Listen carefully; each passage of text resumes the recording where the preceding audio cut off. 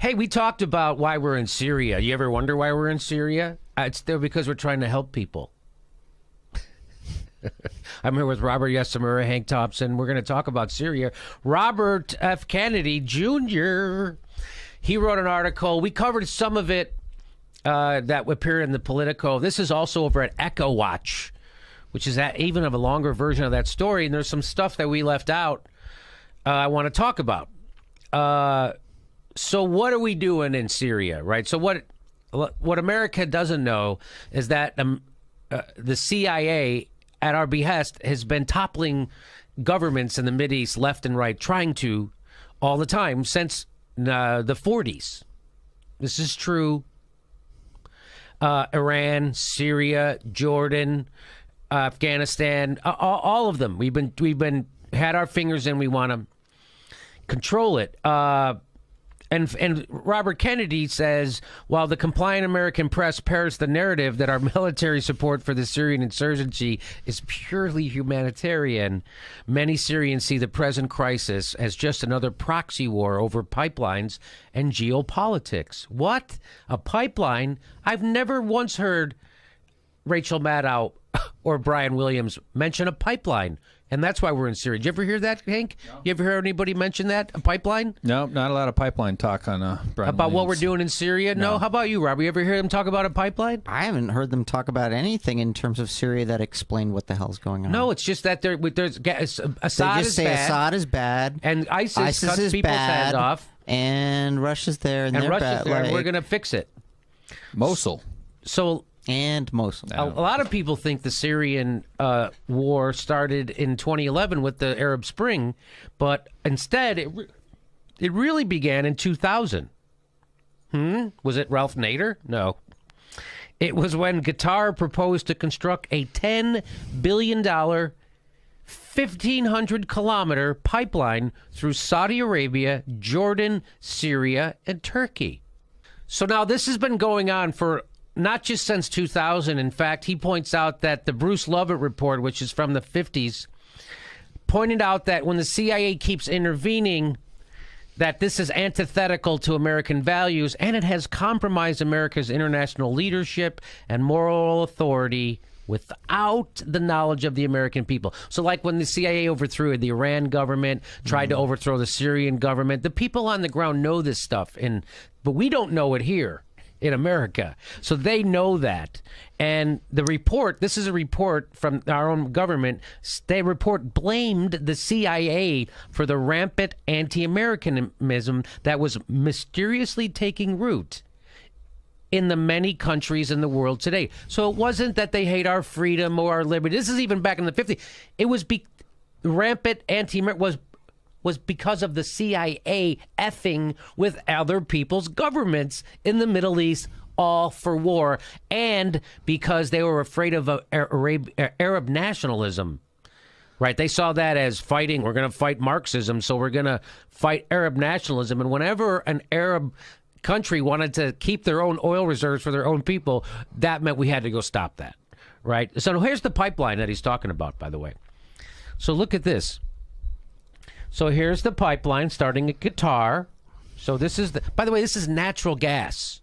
Right. So Saudi Arabia and Iran, they have the largest natural gas deposit in the world, and so Qatar wants to take it through Jordan. See, we go Saudi Arabia, Jordan, through Syria, through Turkey. So they're on board. Jordan's on board. Turkey's on board. Guess who's not on board? Syria. And there's the problem. So now here's the other pipeline. Comes from Iran.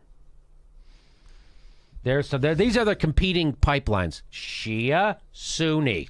Okay? Just so you know.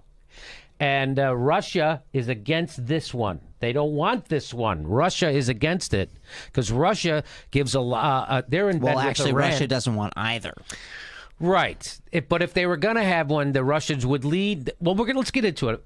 Because Robert Kennedy says, of course, the Russians who sell 70% of their gas exports to Europe viewed the Qatar-Turkey pipeline as an existential threat.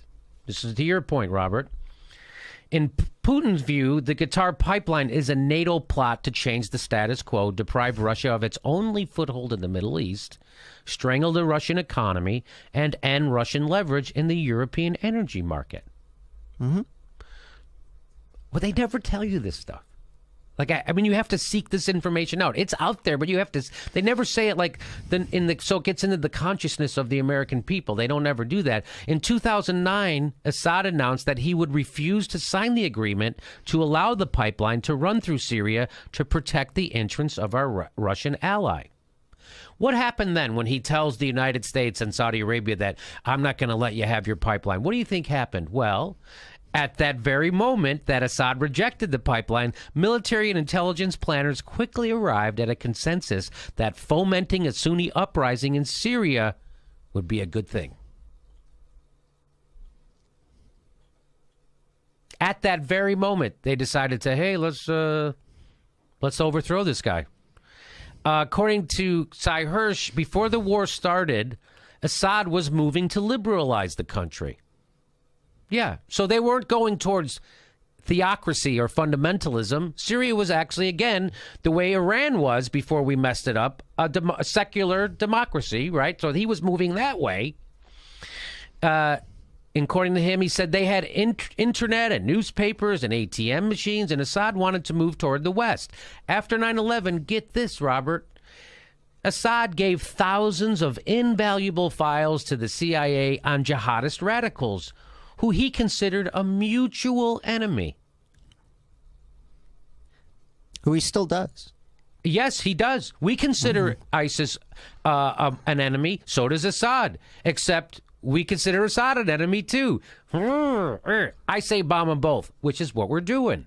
All right, ready? On September 4th, get this. Get this, Robert. On September 4th, 2013, Secretary of State John Kerry told a congressional hearing that the Sunni kingdoms, meaning like Saudi Arabia, Qatar, had offered to foot the bill for a U.S. invasion of Syria to oust Assad. This is in 2013. Kerry told a congressional hearing. I never heard this reported. Did you hear this reported? He said, in fact, some of them, this is according to Kerry, in fact, some of them had said that if some of them, meaning the Arab states, the Sunni Arab states, meaning Qatar, Saudi Arabia, some of them had said that if the United States is prepared to go do the whole thing, the way we've done it previously in other places, Iraq, they'll carry the cost. Color me not shocked. So that's what this is all. This is all about oil, a pipeline. This isn't about John Kerry pretending to be upset that they're bombing hospitals or using chemical weapons, and that's why we got to go in there. It's all about oil. And Saudi Arabia using the American dollar as their oil-based price, right? And we don't have the dollar's no longer backed by gold; it's backed by Saudi Arabian oil. Yes.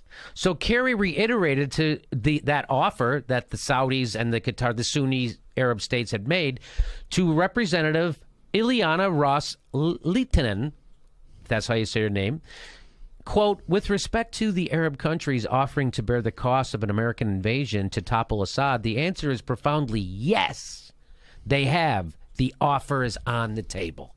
That's what Kerry told somebody. John Kerry, Secretary of State.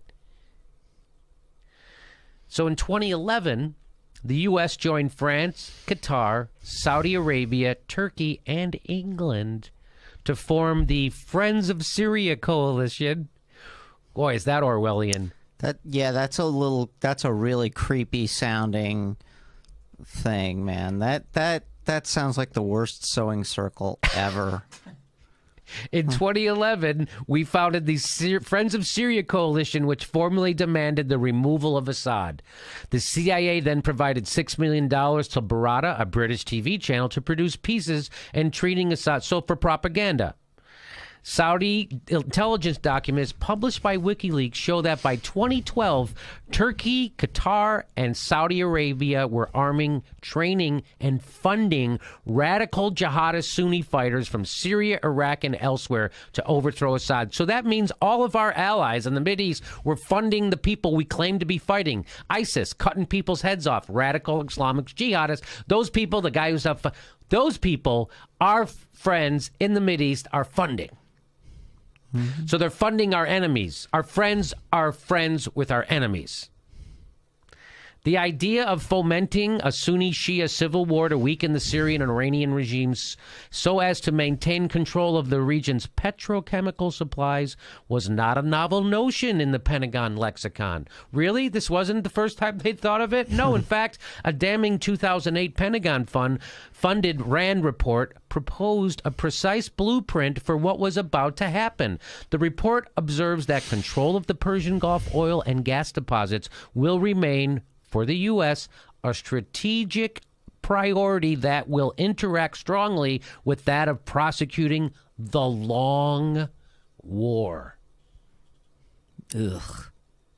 In 2008, they said this. The long war.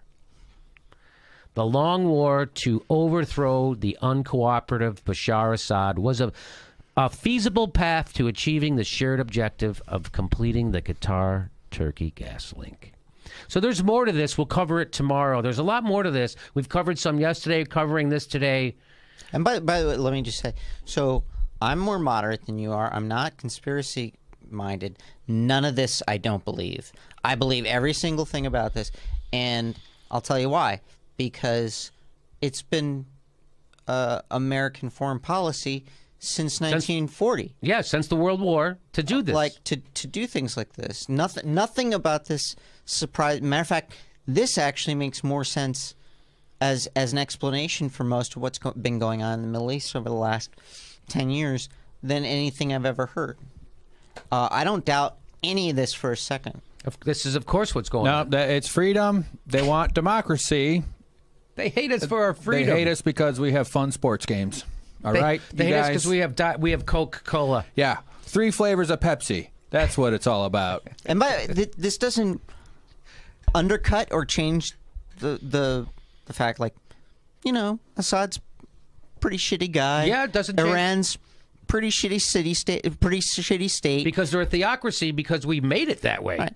Like, it doesn't change those things, but it shows, like, yeah, because we're contributing to it. We are making things worse. Yes. We have made, you know, and there have been many, many turning points in the modern Middle East in which they could have just started developing on their own.